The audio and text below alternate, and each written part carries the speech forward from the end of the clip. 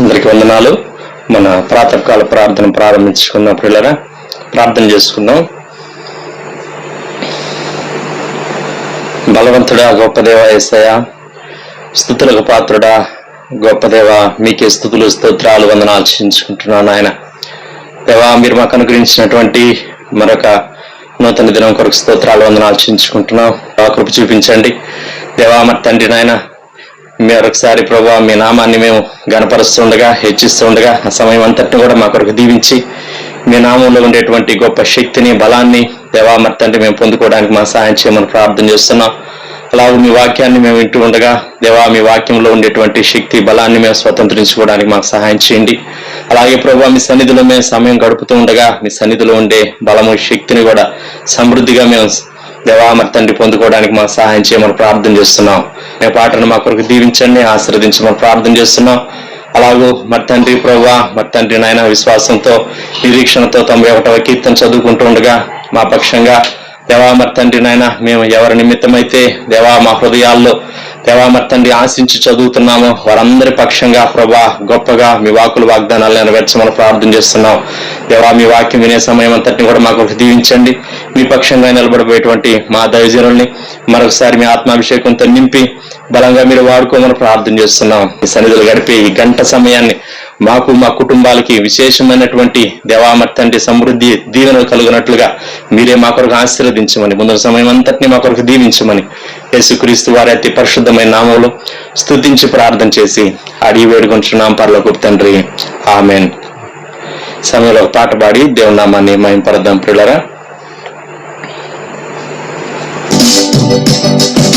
సుమధుర స్వరముల గానాలతో వేలాది దూతల గళములతో కొనియాడబడుచున్న నా యేసయ్యా, నీకేనా ఆరాధనా. మహదానందమే నాలో పరవశమే, నిన్ను స్తుతించిన ప్రతి క్షణం. మహదానందమే నాలో పరవశమే, నిన్ను స్తుతించిన ప్రతి క్షణం. సుమధుర స్వరముల గానాలతో వేలాది దూతల గళములతో కొనియాడబడుచున్న నా యేసయ్యా, నీకేనా ఆరాధనా.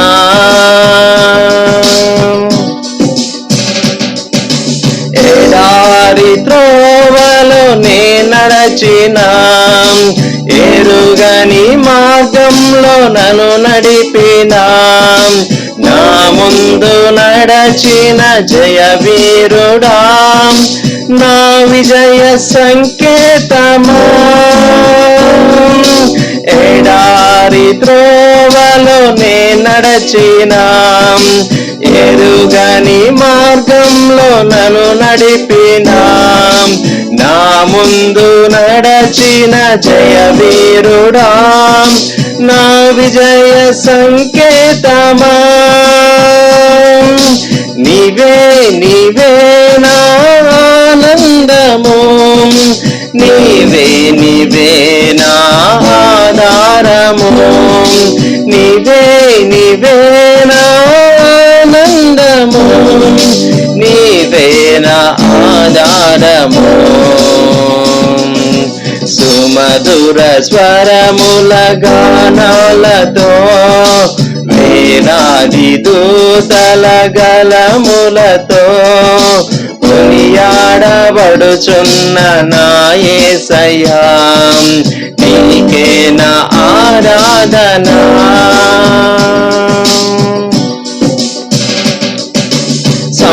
సంపూర్ణమైన నీ చిత్తమే, అనుకూలమైన సంకల్పమే జరిగించుచున్నావు నన్ను విడువక. నా ధైర్యము నీవేగా, సంపూర్ణమైన నీ చిత్తమే, అనుకూలమైన సంకల్పమే. జరిగించుచున్నావు నన్ను విడువక, నా ధైర్యము నీవేగా. నీవే నీవే నా జయ గీతము, నీవే నీవే నా స్తుతి గీతము, నీవే నీవే నా జయ గీతము, నీవే నా స్తుతి గీతము. సుమధుర స్వరముల గానాలతో, వేలాది దూతల గలములతో, కొనియాడబడుచున్న నా యేసయ్యా, నీకే నా ఆరాధనా. మహదానందమే నాలో పరవశమే, నిన్ను స్తుతించిన ప్రతి క్షణం. మహదానందమే నాలో పరవశమే, నిన్ను స్తుతించిన ప్రతి క్షణం. ఇదా ప్రకారంగా 91వ కీర్తన చదువుకుందాం ప్రియులారా. మహోన్నతిని చాటు నివసించేవాడే సర్వశక్తి నీడను విశ్రమించేవాడు. ఆయనే నాకు ఆశ్రయము, నా కోట, నేను నమ్ముకున్న నా దేవుడని నేను యెహోవాని గూర్చి చెప్పుచున్నాను. వేటకాని ఊరిలో నుండి ఆయన నిన్ను విడిపించును, నాశనకరమైన తెగులు రాకుండా నిన్ను రక్షించును. ఆయన తన రెక్కలతో నిన్ను కప్పును, ఆయన రెక్కల క్రింద నీకు ఆశ్రయం కలుగును. ఆయన సత్యము కేడెమును డాలునై ఉన్నది. రాత్రి వేళ కలుగు భయమునకైనను, పగటి వేళ ఎగురు బాణమునకైనను, చీకటిలో సంచరించు తెగులునకైనను, మధ్యాహ్నం మందు పాడు చేయు రోగమునకైనను నీవు భయపడుకుందువు. నీ ప్రక్కన 1000 మంది పడినను, నీ కుడి పక్కన 10,000 మంది కూలినను అపాయం నీ వద్దకు రాదు. నీవు కనులారా చూచుండగా భక్తిహీనులకు ప్రతిఫలం కలుగును. యెహోవా నీవే నా ఆశ్రయము అని నీవు మహోన్నతుడైన దేవుడు నీకు నివాసస్థలంగా చేసుకుని ఉన్నావు. నీకు అపాయం ఏమీ రాదు, ఏ తెగులును నీ గుడారము సమీపించదు. నీ మార్గములన్నిటిలో నిన్ను కాపాడటకు ఆయన నిన్ను గూర్చి తన దూతలకు ఆజ్ఞాపించును. నీ పాదములకు రాయి తగలకుండా వారిని తమ చేతుల మీద ఎత్తి పట్టుకుందరు. నీవు సింహములను, నాగుపాములను త్రొక్కెదవు, కొదమ సింహములను, భుజంగములను అనగద్రొక్కెదవు. అతడు నన్ను ప్రేమించున్నాడు గనుక నేను అతన్ని తప్పించెదను. అతడు నా నామం ఎరిగిన వాడు గనుక నేను అతని గనపరచెదను. అతడు నాకు మొరపెట్టగా నేను అతనికి ఉత్తరం ఇచ్చేదను. శ్రమలో నేను అతనికి తోడై ఉండేదను. అతను విడిపించి అతన్ని గొప్ప చేసేదను. దీర్ఘాయు చేత అతనిని తృప్తిపరచెదను. నా రక్షణ అతనికి చూపించెదను. ఆమెన్. సమయంలో మనం దేవుని వాక్యం విందాం పిల్లరా. దైవజనులు ప్రభుదాసంకుల్ గారు వచ్చి మనకు దేవుని వాక్యాన్ని అందిస్తారు. ప్రియమైన వారలారా, ఈ ఉదయకాలం హగ్గయి గ్రంథం 2వ అధ్యాయం,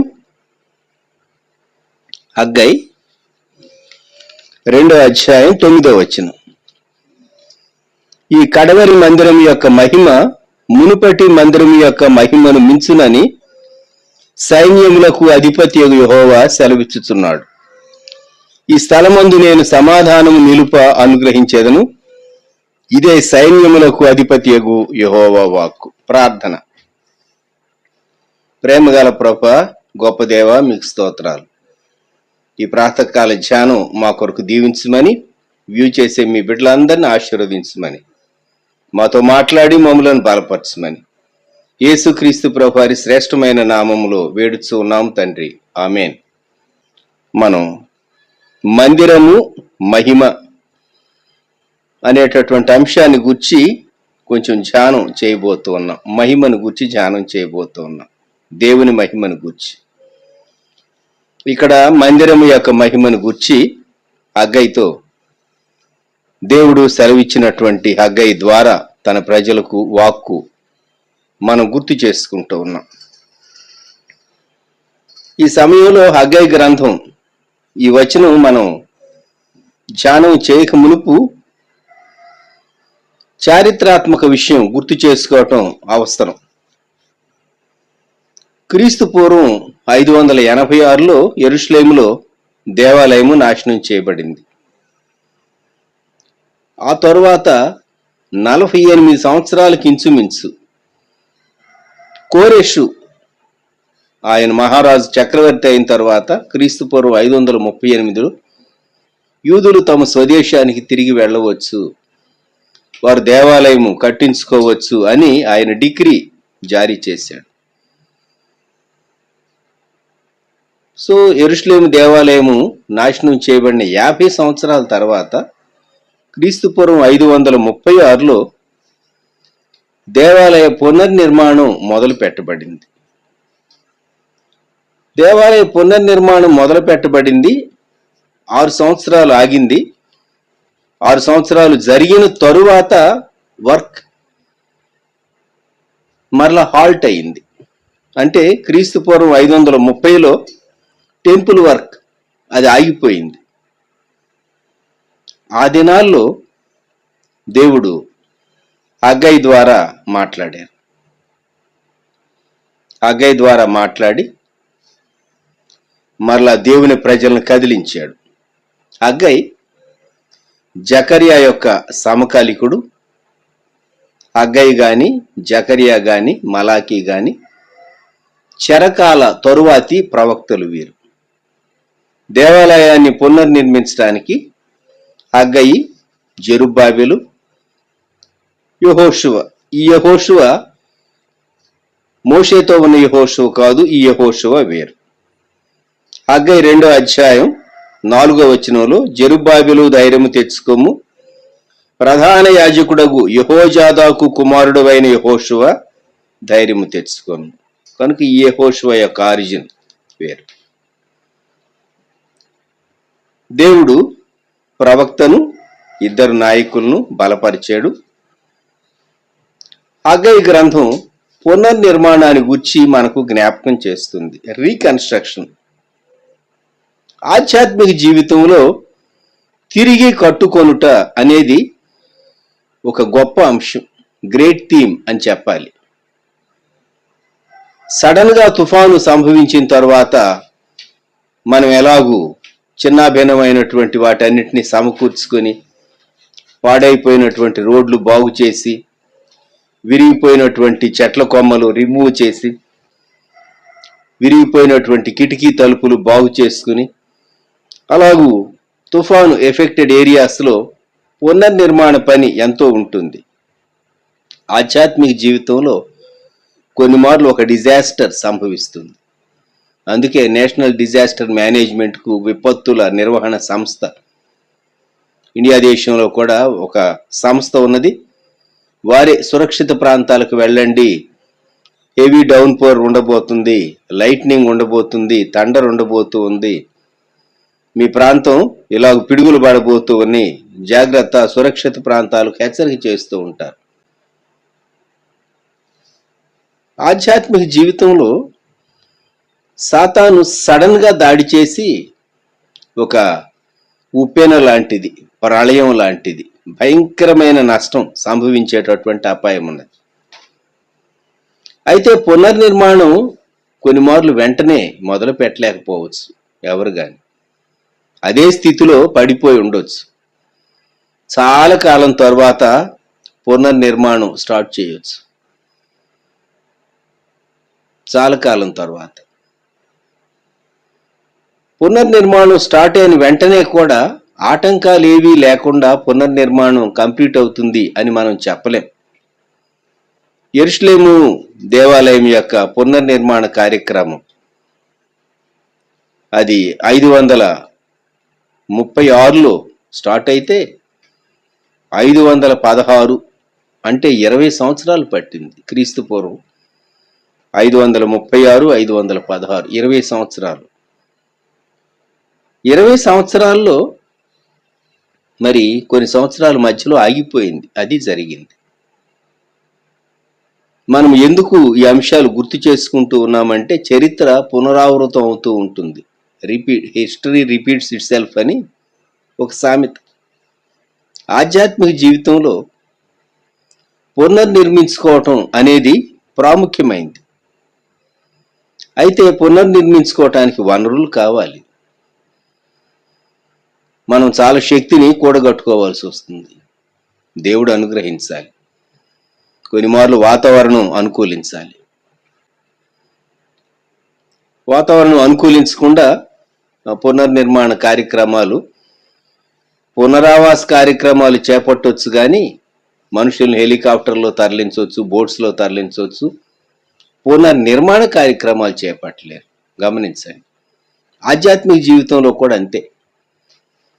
కొన్ని మార్లు ఆధ్యాత్మిక జీవితంలో అది సంఘ జీవితం కానివ్వండి, కుటుంబ జీవితం కానివ్వండి, వ్యక్తిగత జీవితం కానివ్వండి, నష్టం సంభవించింది తిరిగి కూర్చుకోవటానికి అది చాలా సంవత్సరాలు పడుతుంది. ఒకని జీవితకాలం కొన్ని మార్లు అయిపోవచ్చు. శాంసన్ లైఫ్ మనకు తెలుసు కదా, వెంట్రుకలు తిరిగి మొలవటానికి మొదలుపెట్టినవని తాను ఆ గ్రైండింగ్ చేసేటప్పుడు కన్నులు ఉడతీయబడి తిరుగలి విసురుతూ ఉన్నటువంటి ఆ గ్రైండర్ దగ్గర వర్క్ చేసేటటువంటి శాంసన్ రియలైజేషన్ వచ్చింది. One last final step, Dagon గుడిలో శత్రువులైనటువంటి ఫిలిస్తీయుల పైన తాను పగ తీర్చుకోవటానికి దేవుడు తనకు కృప అనుగ్రహించాడు. రీకన్స్ట్రక్షన్ విషయాల్లో చాలాసార్లు సాతాను భారీ ఎత్తున నష్టం జరిగించేది ఉన్నది. బిట్లు బిట్లుగా నీ మీద దాడి చేసి నిన్ను అటాక్ చేసేటటువంటి పరిస్థితి కూడా ఉంటుంది. ఎక్కడ ఏ బిట్ నష్టమైతే ఆ బిట్ రీబిల్డ్ చేసుకోవాలి. గుర్తుంచుకోనండి, కొన్ని మార్లు ఆరోగ్యం పైన దాడి చేస్తుంది, కొన్ని మార్లు ఆర్థిక పరిస్థితి పైన దాడి చేస్తుంది, కొన్ని మార్లు నీ ప్రార్థనా జీవితం మీద దాడి చేస్తుంది, కొన్ని మార్లు వాక్యం చదవటానికి నీకు ఆసక్తి లేకుండా చేస్తుంది, వాక్యం వినటానికి నీకు తీరిక లేదు అని అనిపిస్తూ ఉంటుంది. దేవుని కొరకు ఏదైనా చేయాలి అనేటటువంటి ఆశ, ఉత్సాహం, పట్టుదల లేకుండా పోతే ఆధ్యాత్మిక జీవితం ఎందుకో ఎండిపోయినట్టు అనిపిస్తుంది.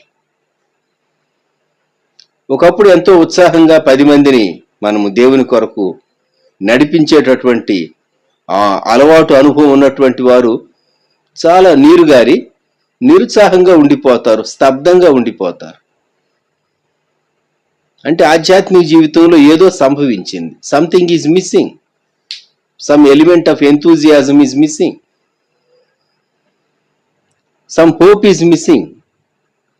అందువల్లనే ఒక విధమైనటువంటి నిరాశ నిన్ను ఆవరించవచ్చు. ఆధ్యాత్మిక జీవితంలో పునర్నిర్మించుకునేటటువంటి కార్యక్రమం సాతానికి ఇష్టం ఉండదు. ఎందుకంటే సాతాను నాశనానికి కర్త. అందువలన వ్యక్తులు పాడైపోయి ఉండటమే సాతాను చేసేటటువంటి పని, దాడి ఆధ్యాత్మిక జీవితం పైన. ఈవెన్ నీవు అనేక మందితో నీ రిలేషన్షిప్స్, వ్యక్తులతో మనకు ఉండేటటువంటి సంబంధాలు, వాటిని రీబిల్డ్ చేసుకోవటం కూడా సాతానికి ఇష్టం ఉండదు. లోకము లోకము లోకము, లోక వార్తలు, వ్యర్థమైన విషయాలు, వీటిల్లోని మనిషిని గుప్పెట్లో పెట్టి బంధించి మానవుని గమనాన్ని పరలోకం వైపు, యేసుక్రీస్తు ప్రభు వైపు, ఆధ్యాత్మిక విషయాల వైపు, సంఘం వైపు, క్షేమం వైపు మళ్ళకుండా వ్యర్థమైన వాటితోనే గ్రహింపు లేకుండా తన జీవితాన్ని సాగిపోయేటట్లు సాతాను చేస్తూ ఉంటాడు. ఎప్పుడైనా మనం కూర్చుని ఒక పెన్, నోట్బుక్ తీసుకుని ఇప్పటి వరకు నా జీవితం ఎన్ని సంవత్సరాలు, నా జీవితంలో నేను ఆధ్యాత్మికంగా, నేను స్పిరిచువల్ యాంగిల్ మాత్రం మాట్లాడుతూ ఉన్నాను, ఆధ్యాత్మికంగా నేను ఎదిగింది ఎంతకాలం, ఆధ్యాత్మికంగా కంటిన్యూగా ఎదుగుతూనే వచ్చానా, నా జీవితం పైన, ఆధ్యాత్మిక జీవితం పైన దాడి జరిగిందా, లేక నువ్వు సేవ చేసే వ్యక్తి అయితే నీ సేవ పైన దాడి జరిగిందా, ఆధ్యాత్మిక జీవితంలో నువ్వు ఎదుర్కొన్నటువంటి అనుభవాలు ఏంటి, వాటి నుండి నువ్వు ఎలా కోలుకున్నావు, ఎంత పీరియడ్ పట్టింది, నీ సేవ అనుభవాలు ఎలాగున్నాయి, నీ ఆధ్యాత్మిక అనుభవాలు ఎలాగున్నాయి, నేను చూచినటువంటి వారు నీలో మెచ్యూరిటీ చూడగలుగుతున్నారా, ఎదుగుదల చూడగలుగుతున్నారా ఓవర్ ఇయర్స్. ఇవన్నీ ఒక వ్యక్తి తనను తాను వేసుకోదగినటువంటి, పరిశీలించుకోదగినటువంటి ప్రశ్నలు. హగ్గయి గ్రంథంలో దేవుడు ప్రవక్త ద్వారా సెలవిచ్చినటువంటి మాట. 2వ అధ్యాయం 9వ వచనం. ఈ కడవరి మందిరం యొక్క మహిమ మునుపటి మందిరం యొక్క మహిమను మించును అని సైన్యములకు అధిపతి యెహోవా సెలవిచ్చుచున్నాడు. ఈ రెండవ మందిరం మొదటి మందిరం అంత ఘనమైనది కాదు. సొలొమోను కట్టించినటువంటి మందిరం that was really a very great temple చెప్పాలంటే. అయితే దేవుడు చెప్పినటువంటి మాట, కడవరి మందిరంలో ఆయన మహిమను ఉంచుతానన్నాడు. కనుక దేవుడు ఉంచబోయేటటువంటి మహిమను బట్టి ఈ కడవరి మందిరం చూచేవారికి ఎలాగుంటుందట. హగ్గయి 2:3 వచనం. యెహోషువతో శేషించిన జనులతో ఇలాగ చెప్పమన్నాడు. ఏమని? పూర్వకాలమున ఈ మందిరమునకు కలిగిన మహిమను చూచిన వారు మీలో ఉన్నారు కదా. అట్టివారికి ఇది ఎట్టిదిగా కనబడుచున్నది, దానితో ఇది ఎందునను పోలినది కాదని తోచుచున్నది కదా. అయినను యెహోవా ఆజ్ఞ ఇచ్చినదేమనగా, బాహ్యానికి చూడటానికి ఆ బిల్డింగ్ అది అంత ఘనత ఏం కనబట్టల్లా, కానీ దానిలో నివసించబోయేటటువంటి దేవుని మహిమ ఉన్నదే ఇది అద్భుతమైనది. కనుక మందిరము మహిమ అనే అంశం మనము క్లుప్తంగా 7 విషయాలు జ్ఞాపకం చేసుకోబోతూ ఉన్నాం. మందిరము మహిమ. మందిరంలో ఎప్పుడు మహిమ నిండి ఉంటుంది? నిర్గమకాండ గ్రంథం 40వ అధ్యాయం ఆఖరు భాగానికి వస్తే మనము నిర్గమ 40:34 వచనం. అప్పుడు మేఘము ప్రత్యక్షపు గుడారమును కమ్మగా యెహోవా తేజస్సు మందిరమును నింపెను. దేవుని మహిమ గుడారంలో దిగటానికి చాలా పెద్ద ప్రాసెస్ జరిగింది. అంతకు మునుపు చాలా పెద్ద ప్రాసెస్. 1 సంవత్సరం పాటు లేక సంవత్సరం కంటే కొన్ని మాసాలు తక్కువ అని చెబుదాం. ఎందుకంటే నిర్గమ 40:17 వచనం, 2వ సంవత్సరమున మొదటి నెలలో మొదటి దినమున మందిరము నిలువబెట్టబడిను. వారు ఐగుప్తు విడిచిపెట్టి ఆ తర్వాత హోరేబు దగ్గరకు రావటానికి కొద్ది మాసాలు పట్టింది. ఇక ఆ తర్వాత అంతా మోషే కొండపైన ఉండటం, పలకలు రిసీవ్ చేసుకోవటం, మళ్ళా కొండ మీదకి వెళ్ళటం, దేవుడు నమూనా ఇచ్చిన దాన్ని ఆ నమూనా అంతటి ప్రకారం ఆ ఉపకరణాలు వాటన్నిటినీ సిద్ధం చేయటం, ఆ తర్వాత మందిరాన్ని నిలవబెట్టడం కొన్ని మాసాలు పట్టింది. అప్పుడు మేఘము ప్రత్యక్షపు గుడారమును కమ్మగా యెహోవా తేజస్సు మందిరమును నింపాడు. నిర్గమకాండ గ్రంథం 40వ అధ్యాయంలో మనము పదే చూచేటటువంటి ఒక పదం 10వ వచనం. మోషే ఆ ప్రకారము చేసెను, యెహోవా అతనికి ఆజ్ఞాపించిన వాటన్నిటిని చేసెను, అలాగుననే చేసెను. 18వ వచనం. యెహోవా మోషేకు ఆజ్ఞాపించినట్లు. 20 యెహోవా మోషేకు ఆజ్ఞాపించినట్లు. 22 అదే చూస్తాం మనం. 24 మరి యెహోవా మోషేకు ఆజ్ఞాపించినట్లు. 26 మరి యెహోవా మోషేకు ఆజ్ఞాపించినట్లు. 28 అదే చూస్తాం మనం. 30 మరి యెహోవా మోషేకు ఆజ్ఞాపించినట్లు. ఇవన్నీ మనం చదివినప్పుడు మనకి ఏమర్థం అవుతుందంటే, ఎందుకు ఆ ఫ్రేజియాలజీ మరలా రిపీట్ చేయబడింది? దేవుడు మన ముందు ఛాయిస్ ఉంచడు, కొన్ని మార్లు ఆజ్ఞాపిస్తాడు, నీవు దానిని చేయాలి అంతే. ఇక ఛాయిస్ ఏమి లేదు అక్కడ. దేవుడు ఆజ్ఞాపించిన దాన్ని సేవకుడైనటువంటి మోషే చేశాడు. మనం కూడాను దేవుని మహిమ చూడాలి అంటే, సంఘం కొరకైనటువంటి దేవుని మహిమ చూడాలి అంటే దేవుడు ఆజ్ఞాపించింది చేయాలి. నేను నా సేవా జీవితంలో ఒక విషయంలో నేను దేవుడు ఆజ్ఞాపించాడు కానీ మనుష్యుల సమ్మతి కొరకు చూసి నేను నష్టపోయాను. నాకు తర్వాత అర్థమైంది, దేవుడు ఆజ్ఞాపించినప్పుడు దానిని చేయవలసినదే. దేవుడు ఆజ్ఞాపించింది, దేవుడు కొన్నింట్లో ఛాయిస్ ఇస్తాడు. ఛాయిస్ ఇచ్చింది నీ ఇష్టం, ఛాయిస్ లేనివి ఖచ్చితంగా ఉంటాయి. జ్ఞాపకం పెట్టుకోండి. సేవ చేసే వారికి ఈ విషయాలు అర్థమవుతాయి, సేవలో లేని వారికి ఈ విషయాలు తెలియదు. దేవుడు కొన్ని ఆజ్ఞాపిస్తాడు. దేవుడు ఆజ్ఞాపించినప్పుడు నీకు అడ్డు నిలిచే ఏ వ్యక్తినైనా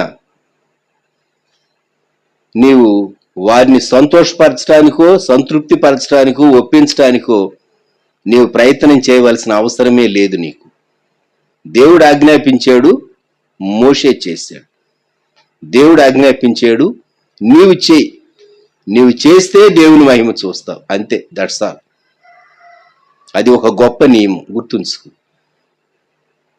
అది చాలా గొప్ప నియమం. మనం నిర్గమకాండ గ్రంథంలో ప్రత్యక్షపు గుడారము నిలువబెట్టబడినప్పుడు మనం నేర్చుకునేటటువంటి సత్యం, మేఘము గుడారాన్ని కమ్మింది, దేవుని మహిమ, దేవుని తేజస్సు మందిరము నిండింది. మోషే సహా వెళ్ళలేకపోయాడు. నిర్గమకాండం 40:35. యెహోవా తేజస్సుతో నిండెను గనుక మోషే ప్రత్యక్షపు గుడారము లోనికి వెళ్ళలేకుండెను. మనం తరువాతి భాగంలో సొలొమోను దేవాలయమును కట్టిన తర్వాత ఇదే అనుభవం మనం చూస్తాం. దినవృత్తాంతాలు 2వ గ్రంథం 7వ అధ్యాయములోనికి రండి. గొప్ప దేవాలయము సొలొమోను కట్టించాడు. 2వ దినవృత్తాంతాలు 7. సొలొమోను తాను చేయు ప్రార్థనను ముగించినప్పుడు అగ్ని ఆకాశము నుండి దిగి దహన బలులను ఇతరమైన బలులను దహించెను. యెహోవా తేజస్సు మందిరము నిండా నిండెను. యెహోవా తేజస్సుతో మందిరము నిండినందున యాజకులు అందులో ప్రవేశింపలేకయుండిరి. ఎంత మనోహరమైనటువంటి దృశ్యము! A glorious picture, a glorious sight. చాలా మనోహరమైనటువంటి దృశ్యం ఇది. దేవుని మహిమ దేవాలయములో నిండటం. సొలొమోను జ్ఞాని, సొలొమోను ధనికుడు. తండ్రి దావీదు చాలా విస్తారమైనటువంటి సంపదను సమకూర్చాడు, దేవాలయం కొరకు సమకూర్చాడు. తన స్వంత నిధుల్లో నుండి తాను ఇచ్చాడు. గోత్ర ప్రధానులు ఇచ్చారు, ప్రజలు ఇచ్చారు మనఃపూర్వకంగా. అద్భుతమైనటువంటి నిర్మాణం జరిగింది. మనం నిర్మించినంత మాత్రం చేత దేవుని మహిమ నిండదు. కానీ దేవుని చిత్తానుసారంగా మనం నిర్మిస్తే అక్కడ దేవుని మహిమ నిండుతుంది. దావీదు మందిరాన్ని నిర్మాణం చేయాలని ఆశించాడు. దేవుడు అన్నాడు, నీ గర్భవాసంలో పుట్టేటటువంటి నీ కుమారుడు తాను దేవాలయం కడతాడని నాతాను ప్రవక్త ద్వారా దావీదుకు దేవుడు సెలవిచ్చాడు. కాబట్టి మన జీవితాల్లో మనము గ్రహించవలసినటువంటి ఒక సత్యం, అగ్ని దిగింది, తేజస్సు నిండింది. ఇది చాలా సూపర్ న్యాచురల్ ఈవెంట్ అని మనం జ్ఞాపకం పెట్టుకోవాలి. మన జీవితాల్లో దేవుని మహిమ చూడాలి అనేటటువంటి ఆశ మనకుంటే దేవుడు చెప్పినటువంటి మాట చొప్పున, దేవుడిచ్చిన నడిపింపు చొప్పున, దేవుని చిత్తం చొప్పున దేవుడు చెప్పిన కార్యాలు మనం చేస్తే దేవుని పనిలో దేవుని మహిమ చూడగలం. వ్యక్తిగత జీవితంలో కూడా దేవుని మహిమ చూడటం ఉన్నది. తరువాత దాని గురించి మనం మాట్లాడుకుందాం. నిర్గమకాండ గ్రంథంలో 24వ అధ్యాయంలో మోషేతో పాటు ఆ పెద్దలు కొండ ఎక్కారు. నిర్గమకాండం 24వ అధ్యాయం 9వ వచనం నుండి 11వ వచనం వరకు. తరువాత మోషే, అహరోను, నాదాబు, అబీహు ఇశ్రాయేలీల పెద్దల్లో 70 మంది ఎక్కిపోయి ఇశ్రాయేలీల దేవుని చూచిరి. ఆయన పాదముల క్రింద నిగనిగలాడు నీలమయమైన వస్తువు వంటిదియు ఆకాశ మండలపు తేజము వంటిదియు ఉండెను. ఆయన ఇశ్రాయేలీలోని ప్రధానులకు ఏ హానియు చేయలేదు. వారు దేవుని చూచి అన్నపానములు పుచ్చుకోండి. దేవుడు వారిని అలౌ చేశాడు. అయితే వారు అనిపించిన దేవుని సన్నిధి అప్పటి వరకే కొంతే. A glimpse of his glory, a glimpse of his glory for a very short period, కొద్ది కాలం. కానీ మోషే అనిపించిందో, మోషేను గూర్చి వ్రాయబడినటువంటి ఒక గ్రాండ్ స్టేట్మెంట్ మనము ద్వితీయోపదేశకాండంలో ఆ చివరి అధ్యాయంలోనికి వచ్చినప్పుడు 34వ అధ్యాయము 12వ వచనం చివరి భాగం. ద్వితీయోపదేశకాండం 34:12. యెహోవాను ముఖాముఖిగా ఎరిగిన మోషే వంటి ఇంకొక ప్రవక్త ఇశ్రాయేలీల్లో ఇది వరకు పుట్టలేదు. మోషే చనిపోయిన తర్వాత ఈ 34వ అధ్యాయం వ్రాసి ద్వితీయోపదేశకాండ గ్రంథంతో జత చేసి ఉండాలి. ఎందుకంటే మోషే యొక్క మరణాన్ని గూర్చి అది వ్రాయబడింది. మిగిలినంతా ద్వితీయోపదేశకాండం 33 వరకు మోషే వ్రాయించిందే గాని, మోషే వ్రాసిందే గాని మోయాబు మైదానాల్లో. 34 తర్వాత జాయించేసి ఉండాలి చరిత్ర. అది దేవుని ముఖాముఖిగా ఎరిగినటువంటి ప్రవక్త, ముఖాముఖిగా ఎరిగినటువంటి ప్రవక్త. ప్రియమైన వారలారా, దేవుని మహిమ తాను చూడగలిగాడు. ఆ 70 మంది కూడా చూడటానికి దేవుడు అనుమతి ఇచ్చాడు. అదే లూకా వ్రాసినటువంటి సువార్తలో 10వ అధ్యాయం దేవుని మహిమ యొక్క మూర్తిమంతము ప్రభు అయినటువంటి యేసుక్రీస్తు వారు. ఆయన 70 మందిని సువార్త చెప్పడానికి ఇద్దరిద్దరినిగా పంపించాడు. వారు సంతోషంగా తిరిగి వచ్చి ఏమన్నారంటే, లూకా సువార్త 10వ అధ్యాయం 17వ వచనం. ఆ 70 మంది శిష్యులు సంతోషముతో తిరిగి వచ్చి, ప్రభువా, దయ్యములు కూడా నీ నామం వలన మాకు లోబడుచును అని చెప్పగా, ఆయన సాతాను మెరుపు వలె ఆకాశము నుండి పట్టు చూచితిని, ఇదిగో పాములను తేళ్లను త్రొక్కుటకును శత్రువు బలం అంతటి మీదను మీకు అధికారము అనుగ్రహించున్నాను. ఏదియు మీకు ఎంత మాత్రమును హాని చేయదు. అయినను దయ్యములు మీకు లోబడుచున్నవని సంతోషింపక మీ పేర్లు పరలోకమందు వ్రాయబడి ఉన్నవని సంతోషించుడని వారితో చెప్పాను. ఎంత హ్యాపీగా వచ్చారో ఈ 70 మంది. ఎందుకంటే యేసు ప్రభు వారికి అధికారం ఇచ్చాడు. దాన్ని వారు ఎక్సర్సైజ్ చేశారు, అద్భుతాలు చూడగలిగారు. అయితే ప్రభు చెప్పాడు, దీనికంటే గొప్ప విషయం మీ పేర్లు పరలోకమందు వ్రాయబడి ఉన్నవి అని జీవ గ్రంథములో వ్రాయబడి ఉన్నాయి. యేసుక్రీస్తు ప్రభు విశ్వసించిన వారికి ఇచ్చేటటువంటి శ్రేష్టమైనటువంటి ఆధిక్యత అది. అక్కడ నిర్గమకాండ గ్రంథంలో 70 మంది కానివ్వండి, ఇక్కడ ఈ 70 మంది కానివ్వండి, దేవుని మహిమ వారు చూడగలిగారు. వారు ఒక రెస్పాన్సిబుల్ పొజిషన్లో ఉండి చూడగలిగారు. తర్వాత యెషయా గ్రంథంలో 6వ అధ్యాయం 3వ వచనంలో యెషయా కూడా మహిమను చూచాడు. మనకు తెలుసు యెషయా గ్రంథం 6వ అధ్యాయం ఎప్పుడు మనం ఆ భాగాన్ని గుర్తు చేసుకుంటూ ఉంటాం. 3వ వచనంలో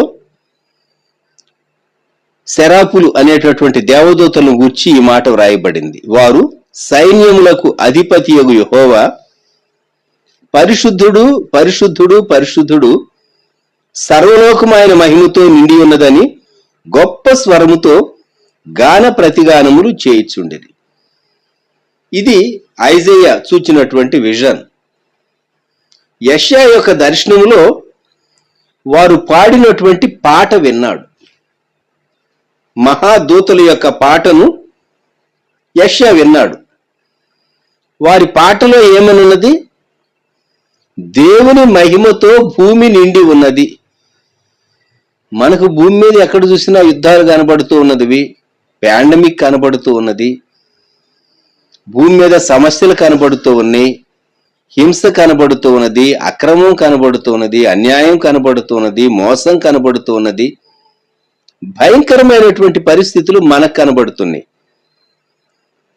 మరి దేవదూతలు పాడినటువంటి శరాపులు, మహాదూతలు పాడినటువంటి పాట ఆ కాలంలో, యెషయా కాలములో రాజైనటువంటి ఉజ్జియా తాను చనిపోయినటువంటి సంవత్సరం అని వ్రాయబడి ఉన్నది. 6:1 రాజైన ఉజ్జియా మృతునందిన సంవత్సరమున అని. అక్కడ సింహాసనం మీద రాజు లేడు గాని అత్యున్నతమైన సింహాసనం కనబడుతున్నది, దానిపైన ప్రభు ఆసీనుడై ఉండగా నేను చూచితిని. ఇది యెషయా యొక్క దర్శనం. దేవుని మహిమతో భూమి నిండి ఉన్నది అని చెప్పగలమా? సర్వలోకము ఆయన మహిమతో నిండి ఉన్నది అని చెప్పగలమా? మనకు కనబట్టలేదు, ఆ మాట మనం అనలేం. మరి దేవదూతలు ఎలా చెప్పగలిగారు? అది అప్పటికేనా, ఇప్పటికి కూడానా, ఎప్పటికీనా? ఆలోచించండి. పరిశుద్ధాత్ముడు సంఘంలో పనిచేస్తూ ఉన్నాడు. పరిశుద్ధాత్ముడు సంఘంలో పనిచేస్తూ సంఘాన్ని సిద్ధం చేస్తూ ఉన్నాడు. కనుక సర్వలోకం ఆయన మహిమతో నిండి ఉన్నది అని చెప్పవచ్చు. సంఘం ఎత్తబడే వరకు గుర్తుపెట్టుకుందాం. మనం ఇంకా సంఘం ఎత్తబడలేదు కనుక మనము చూడగలిగితే దేవుని మహిమ ఎక్కడ నిండి ఉన్నదో మనకు అర్థమవుతుంది. మహిమను చూడటం అంటే ఫోకసింగ్ లైట్లు, ఫ్లడ్ లైట్లు పెట్టి ఎక్కడ చూసినా వెలుగు, అదేమో వెలుగు సంబంధమైంది, అది లైట్.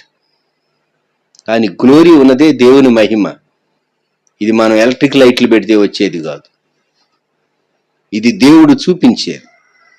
నిరాశలో ఉన్నవారికి నిరీక్షణను తెచ్చేది, నిరాశలో ఉన్నవారికి గొప్ప వెలుగు కలిగించేది. యెషయా చూచినటువంటి దర్శనంలో సర్వలోకము దేవుని మహిమతో నిండి ఉండుట నేను చూచాను అని యెషయా అన్నాడు. కొన్ని మార్లు మహిమ మనం ఎంత చూడగలమో దేవుడు అంతే ఇస్తాడు. అంతకంటే ఎక్కువ ఇచ్చాడు అనుకోండి, మన కళ్ళు కనబడవు. దమస్కు మార్గంలో, దమస్కు దగ్గర పట్టణం ప్రవేశించక ముందే సౌలు గుర్రం మీద నుండి పడిన తర్వాత ఈ కళ్ళు కనబడలేదు, స్వరం విన్నాడు. లూకా సువార్త 2వ అధ్యాయంలో 9వ వచనం, గొర్రెల కాపర్లకు ప్రభుదూత వారి యొద్దకు వచ్చి నిలిచెను, ప్రభువు మహిమ వారి చుట్టూ ప్రకాశించినందున వారు మిక్కిలి భయపడిరి. ఇక్కడ కూడా మహిమే ఉన్నది. దూతలను బట్టి మహిమ ప్రత్యక్షత అక్కడ వచ్చింది. వీరి మానవ కన్ను ఎంత మటుకు చూచి గ్రహించగలదో అంత లైట్తోనే వారు ప్రత్యక్షమయ్యారు. కొన్ని చాలా ఎక్కువ లైట్ చూస్తే మన కన్ను ఎఫెక్ట్ అయిపోతుంది కదా. ఇక్కడ దూతల యొక్క మహిమ దేవుని మహిమ, అది దూతలు ప్రకాశించేవారు. అయితే వారు స్వరం విన్నారు, ఆ తర్వాత వారు చెప్పినటువంటి ఇన్స్ట్రక్షన్స్ క్లియర్గా వారు విని ఫాలో అయి వారు దేవుని మహిమ ప్రత్యక్షత అయినటువంటి ప్రభు అయిన యేసుక్రీస్తు వారిని బెత్లెహేము తోటిలో చూడగలిగారు. గమనించండి, దేవుడు మహిమ మనకు చూపించేటప్పుడు నీవు ఎంత చూడగలవో అంతే చూడనిస్తాడు. కొన్ని మార్లు మన వ్యక్తిగత జీవితాల్లో దేవుని మహిమ మనం చూడగలం.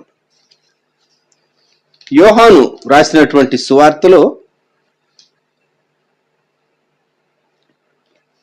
మనము 11వ అధ్యాయం 40వ వచనంలో యేసు ప్రభువారు మార్తతో ఈ మాట అంటూ ఉన్నాడు.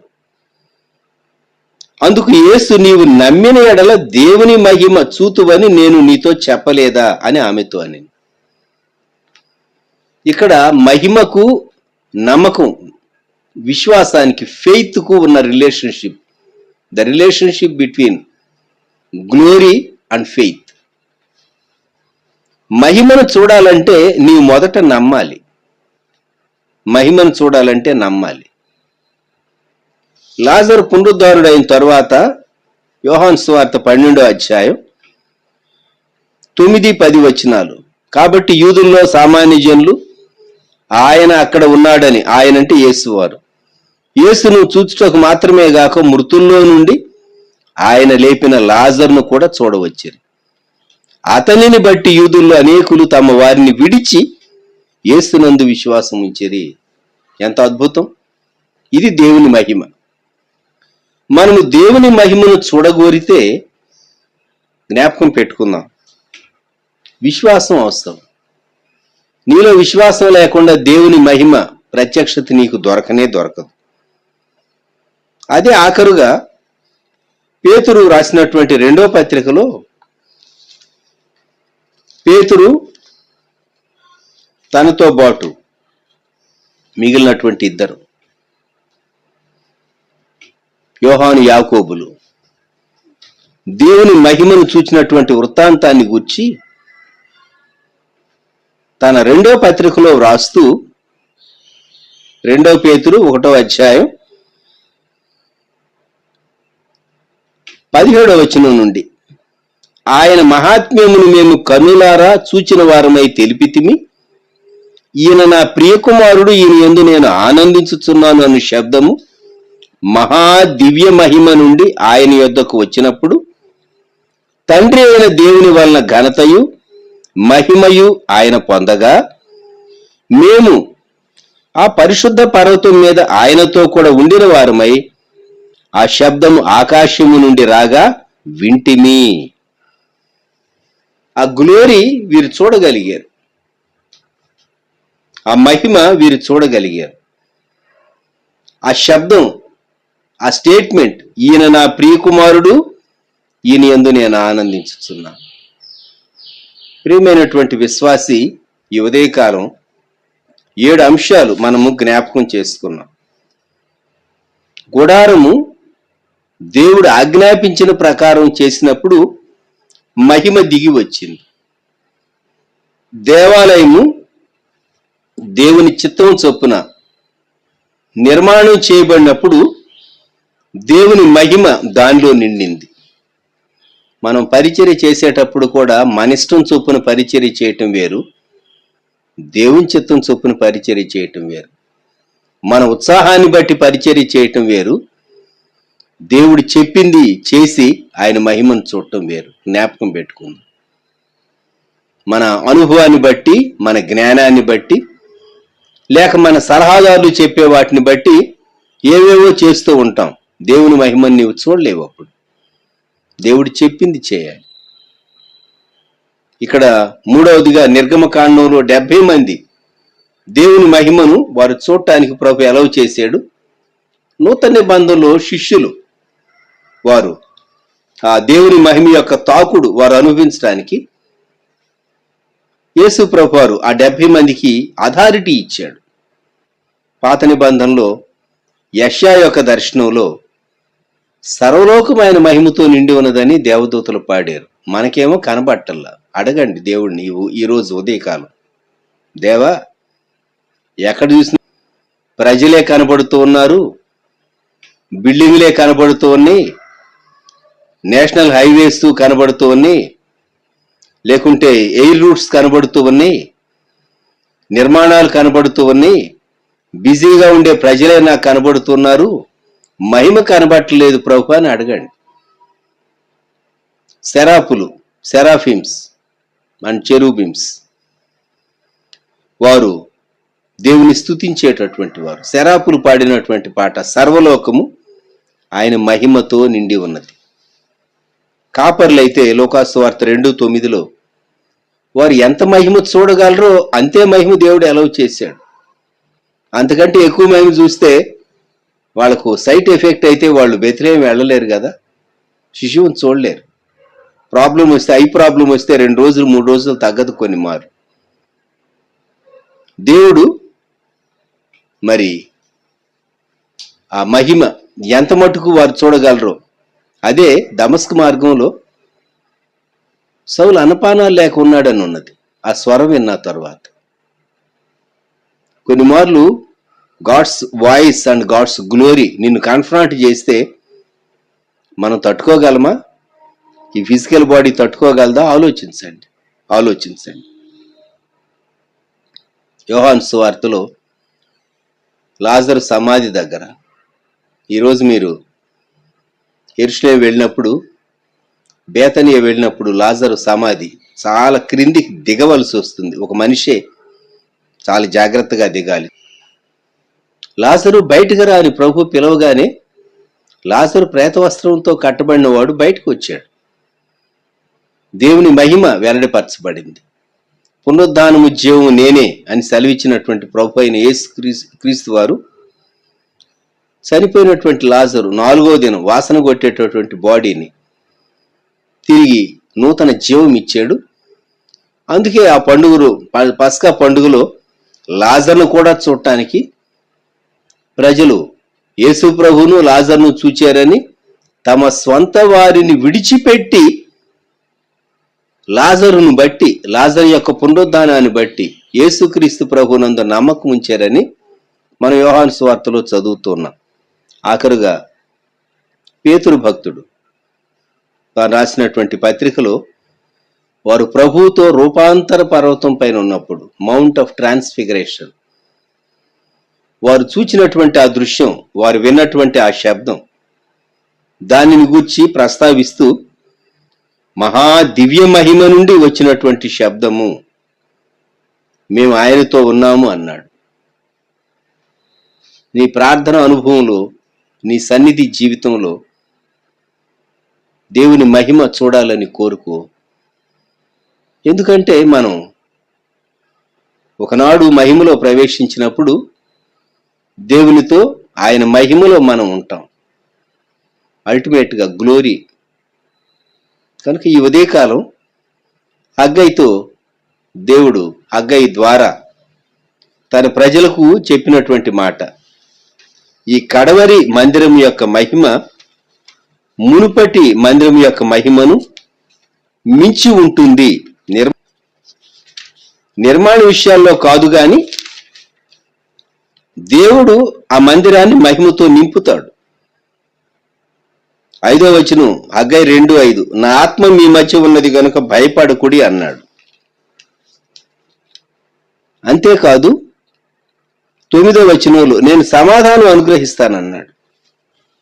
కాబట్టి ఉదయకాలం దేవుని ప్రజలంగా మనం, దేవా నీ మందిరము, నీ మహిమ, యేసుక్రీస్తు ప్రభువే దేవుని మహిమ యొక్క నిజస్వరూపం.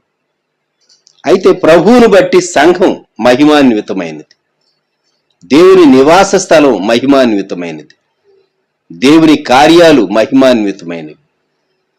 దేవుని విశ్వసించేటటువంటి నీవు ఆ మహిమను చూడాలంటే నీలో ఎంత గట్టి నమ్మకం ఉన్నదో ఒకసారి పరిశీలన చేసుకోండి. 1974వ సంవత్సరం మే మాసం ఈ సూళ్లూరుపేట నేలపైన నేను అడుగుపెట్టినటువంటి రోజు. 2018 వరకు నేనెన్నడూ అనుకోలేదు, నేను కానీ నా మిస్సెస్ కానీ. 95 వరకు సూళ్లూరుపేటలో ఉన్నాం, 99 వరకు తర్వాత గుంటూరులో ఉన్నాం, 99 2 సంవత్సరాలు తెలంగాణలో మెట్పల్లిలో కరీంనగర్ జిల్లాలో ఉన్నాం, 2001 జూన్ నుండి హైదరాబాద్లో ఉన్నాం. కానీ మా మనస్సు సూళ్లూరుపేటలోనే ఉన్నది. నేను సూళ్లూరుపేట పీరియాడికల్గా నేను వచ్చాను, రికార్డ్స్ చెప్తూ ఉంది. అంతేకాదు ప్రాముఖ్యమైన విషయాలన్నీ నాకు తెలియపరిచారు. ఆ విషయాల్లో ఎటువంటి నిర్ణయం తీసుకోవాలో, ఎలాగూ చేయాలో నేను దేవుడు నాకిచ్చిన నడిపింపు చొప్పున నేను చెప్పింది చేశారు. జ్ఞాపకం పెట్టుకోండి. ఎందుకు ఈ విషయాలు చెప్తూ ఉన్నానంటే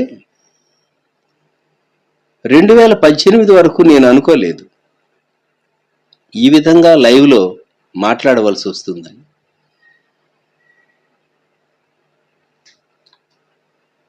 శుభవార్త ఛానల్ పెట్టే రోజుల్లో బిల్మోరియా గారు అడిగారు, బ్రదర్ మీరు ఒక స్లాట్ తీసుకుంటారా? వారు కమిటీ మెంబర్గా ఉన్నారు. బ్రదర్ నాకు నడిపింపు లేదండి. అలాగే సెక్యులర్ టీవీలో రాష్ట్రం యొక్క టీవీ, ఉమ్మడి రాష్ట్రంలో టీవీలో దూరదర్శన్ క్రిస్టియన్ వ్యూ ప్రజెంట్ చేయడానికి కొన్ని నిమిషాలు మీకు అవకాశం కలిగించమంటారంటే బ్రదర్ నాకు నడిపింపు లేదండి అని చెప్పాను నేను వారితో. ఒక 15 నిమిషాలు మాట్లాడటానికి అవకాశం కలుగుతుంది. అక్కడ మనము చాలా కేర్ఫుల్గా మాట్లాడాలి. మనం మాట్లాడేది ఎవరిని, ఏ మతాన్ని, ఏ విశ్వాసాన్ని, మత విశ్వాసాన్ని విమర్శించకూడదు సుమా. సెక్యులర్ ఛానల్లో మాట్లాడేటప్పుడు క్రైస్తవ విశ్వాసాన్ని, యేసుక్రీస్తు ప్రభువుని గురించి ప్రజెంట్ చేసేటప్పుడు సంఘాల్లో మనం మాట్లాడినట్టు మనం మాట్లాడకూడదు. అటువంటి స్థలంలో మాట్లాడటానికి అవకాశం బ్రదర్ మీకు ఇప్పిస్తానంటే నేను వద్దని చెప్పాను. కానీ 2020లో తప్పనిసరి పరిస్థితుల్లో బయటకు వెళ్ళలేక లిమిట్ చేయబడినప్పుడు ఈ ఛానల్ స్టార్ట్ చేశాను. నాకు అర్థమైంది ఇది కడవరి మందిరం అని అర్థమైంది. అందుకే నేను ఈ టాపిక్ తీసుకున్నాను. కడవరి మందిరం యొక్క మహిమ మొదటి మందిరం యొక్క మహిమను మించుతుందని దేవుడు సెలవిచ్చాడు. జూమ్లో ఇలాగ మీటింగ్స్ జరిగించవలసి వస్తే ఆల్రెడీ జూమ్లో యూత్ మీటింగ్స్ జరుగుతున్నాయి. ఆదివారం గర్ల్స్కి వేరుగా, బాయ్స్కి వేరుగా. జూమ్లో స్త్రీలకు విజ్ఞాపన 7 కుటుంబాలు పాలు పొందారు. జూమ్ మినిస్ట్రీలోకి రావాల్సి వస్తుంది. దానికి ముందుగా ఇలాగూ ఈ ఛానల్లోనికి, యూట్యూబ్ ఛానల్లోనికి రావాల్సి వస్తుంది. ఎన్నడూ తలంచలేదు. దేవునికి స్తోత్రం. దేవుడు కడవరి మందిరం యొక్క మహిమను కనుపరుస్తూ ఉన్నాడు. సంఘం కొరకు విజ్ఞాపన చేసేటటువంటి సిస్టర్స్ ప్రత్యేకంగా ఒక బ్యాచ్ ఉన్నారు. ఏదైనా ఇంపార్టెంట్ ప్రార్థన అంశం ఉంటే వారికి అప్పగిస్తూ ఉంటాం. వారు నమ్మకంగా ప్రార్థన చేస్తూ ఉంటారు. ఓ ప్రత్యేకమైన అంశం వస్తే వెంటనే షారోన్ మినిస్ట్రీస్లో మేము పోస్ట్ చేస్తూ ఉన్నాం. ఇది కడవరి మందిరం. జ్ఞాపకం పెట్టుకోండి. కడవరి మందిరం దేవుడు అంచె దినాల్లో అన్ని చోట్ల తన పరిచర్య విషయాల్లో సర్వలోకమైన మహిమతో నిండి ఉన్నది. దేవుడు పనిచేస్తూ ఉన్నాడు. కనిపించే వారికి కనిపిస్తుంది, కనిపించని వారికి కనిపించదు. వినబడే వారికి వినబడుతుంది, వినబడకూడని వారికి కొంత వినబడదు, అర్థం కాదు. జ్ఞాపకం పెట్టుకోండి. దేవుని కార్యాలు అగమ్యాలుగా ఉంటాయి. ఆయన ప్రత్యక్షపరిస్తే తప్ప మనం అర్థం చేసుకోలేం. ప్రార్థన చేసుకుందాం. ప్రేమగల మా ప్రభువా, పరిశుద్ధ తండ్రి, గొప్ప దేవ, మా రక్షక, మీకు వందనములు, స్తోత్రములు, స్తుతులు చెల్లిస్తున్నాం. ఈ ప్రాతకాల సమయంలో మందిరము మహిమ అనేటటువంటి అంశాన్ని గూర్చి, కడవరి మందిరాన్ని గూర్చి, హగ్గయి ద్వారా మీరు సెలవిచ్చినటువంటి మాటలను గూర్చి మేము జ్ఞాపకం చేసుకున్నాం. వానికి మించినవి వాటిని గురించి మేము మాట్లాడగలమే కానీ అవి మా అనుభవంలో లేవు. మేము ఒప్పుకుంటున్నాం. మేము మీ మహిమను చూడగోరుతూ ఉన్నాం. మా విశ్వాసాన్ని వృద్ధి చేయండి. మీ ఆజ్ఞకు విధేయులయ్యేటటువంటి మనస్సు మాకు దయచేయండి. ప్రియప్రభ, ఈ ఉదయకాలం మీ మహిమను గురించి అనేక విషయాలు మాకు జ్ఞాపకం చేశారు. విన్నటువంటి బిడ్డలు, వారి కుటుంబాలను మీరు ఆశీర్వదించండి, బలపరచండి. మీ సన్నిధి తోడుగా ఉంచండి, సహాయం దయచేయండి. దేవా, మీకు స్తోత్రములు, స్తోత్రములు, వందనములు. ఈ ప్రాతకాల సమయం మానవ హద్దుబాటులో విత్తబడినటువంటి వాక్యమునకు నీరు కట్టండి. ఈ ఉదయకాలం మీరిచ్చిన సమయాన్ని బట్టి స్తుతిస్తూ మీ దయగలిగినటువంటి హస్తాలకు మమ్మల్ని అప్పగించుకుంటూ వందనాలు, స్తోత్రాలు, స్తుతులు చెల్లిస్తూ మా హృదయపూర్వకమైనటువంటి విజ్ఞాపన యేసుక్రీస్తు ప్రభువారి నామములో సమర్పించుచు ఉన్నాము తండ్రి. ఆమేన్. మన ప్రభు అయిన యేసుక్రీస్తు వారి కృప, దేవుని ప్రేమ, పరిశుద్ధాత్ముని అన్యోన్య సహవాసం సదాకాలం సంఘమునకు తోడై ఉండును గాక. ఆమేన్.